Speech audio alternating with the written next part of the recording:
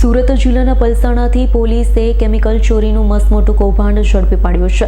પોલીસે કેમિકલ અને ટેન્કર સહિત 1,23 લાખના મુદ્દામાલ જપ્ત કરી વધુ કાર્યવાહી હાથ ધરી। પલસાણા પોલીસે સિલિકોન લિક્વિડને ટેન્કરમાંથી ચોરીના કૌભાંડનો પર્દાફાશ કર્યો છે।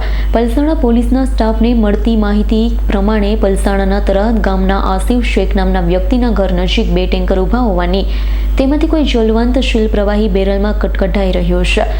આધારે પોલીસે સ્થળ પર જઈ તપાસ કરતા કેમિકલ ચોરીનું કૌભાંડ પકડાયું છે।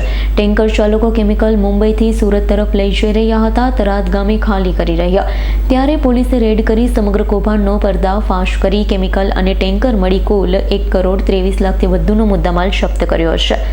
આસિફ શેખની સાથે ટેન્કર ચાલક સંજય બિંદ અને મણીલાલ બિંદને પોલીસે ઝડપી પાડી આગળની કાર્યવાહી હાથ ધરી છે।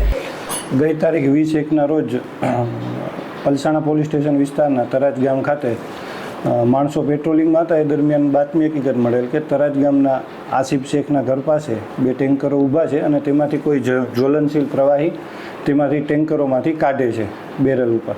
તે બાતમીના આધારે માણસોએ છે જગ્યાએ જઈને તપાસ કરતા આ 2 ટેન્કરો અને જે 2 ટેન્કરો મળી આવેલા ને એમાંથી બાજુમાં જે બેરલો ખાલી પડેલા ભરેલા એ મળી આવેલ, જે બાબતે ગુનો દાખલ કરી અને આગળની કાયદેસરની કાર્યવાહી। સર, આ પ્રવાહી શું છે અને શું ચોરી કરતા હતા કે શું હકીકત?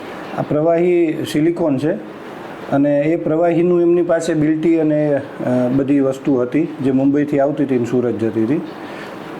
સુરેશ રાઠોડનો રિપોર્ટ, S9 ન્યૂઝ, પલસાણા।